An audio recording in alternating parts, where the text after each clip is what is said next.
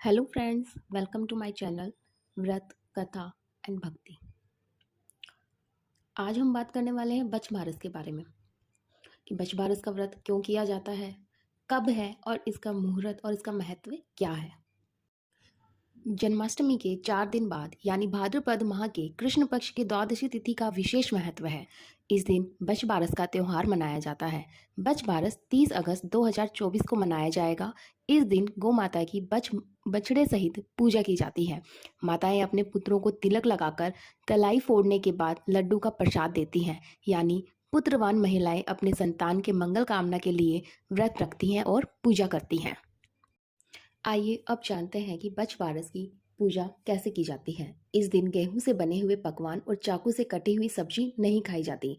बाजरे या ज्वार का सोगरा और अंकुरित अनाज की कढ़ी या सूखी सब्जी बनाई जाती है। महिलाओं द्वारा सुबह गौ माता की विधिवत पूजा अर्चना करने के बाद घरों या सामूहिक रूप से बनी मिट्टी व गोबर से बनी तलैया को अच्छी तरह सजाया जाता है। उसमें कच्चा दूध और पानी भरकर उसकी कुमकुम, मोली, धूप, दीप प्रज्वलित कर पूजा करते हैं और बच्छ बारस की कहानी सुनते हैं।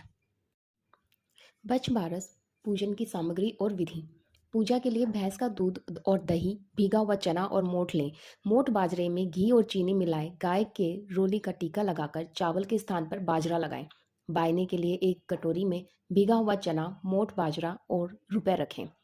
इस दिन बछड़े वाले गाय की पूजा की जाती है। यदि गाय की पूजा नहीं कर सकते तो एक पाटे पर मिट्टी से बच्छ बारस बनाते हैं और उसके बीच में एक गोल मिट्टी की बावड़ी बनाते हैं। फिर उसको थोड़ा दूध दही से भर देते हैं। फिर सब चीजें चढ़ाकर पूजा करते हैं। इसके बाद रोली दक्षिणा चढ़ाते हैं। स्वयं को तिलक लगाकर हाथ में मोठ और बाजरे के दाने को लेकर कहानी सुनते हैं। बच्छ बारस के चित्र की पूजा भी की जा सकती है। बायना सास को पांव छूकर दे दे में।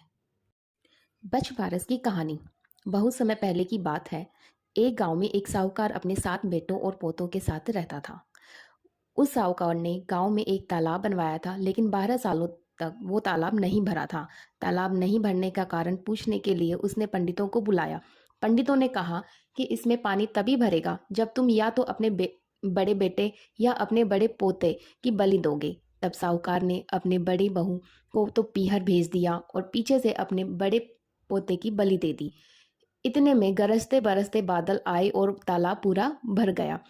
इसके बाद बच्छ बारस आई और सभी ने कहा कि अपना तालाब पूरा भर गया है, इसकी पूजा करने चलो। साहूकार अपने परिवार के साथ तालाब की पूजा करने गई। वह दासी से बोल बोल गया था कि गहुला को पका लेना। गेहुला से तात्पर्य गेहूं के धान से है। दासी समझ नहीं पाई। दरअसल गेहुला गाय के बछड़े का नाम था। उसने गेहुला को ही पका लिया। बड़े बेटे की पत्नी भी पीहर से तालाब पूजने आ गई थी। तालाब पूजने के बाद वह अपने बच्चों से प्यार करने लगी।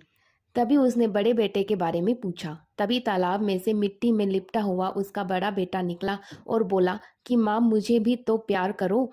तब सास बहू एक दूसरे को देखने लगी। सास ने बहू को बलि देने वाली सारी बात बता दी। फिर सास ने कहा कि बच बारस माता ने हमारी लाज रख ली है और हमारा बच्चा वापस दे दिया। तालाब की पूजा करने के बाद जब वह वापस घर लौटे तो उन्होंने देखा बछड़ा नहीं था।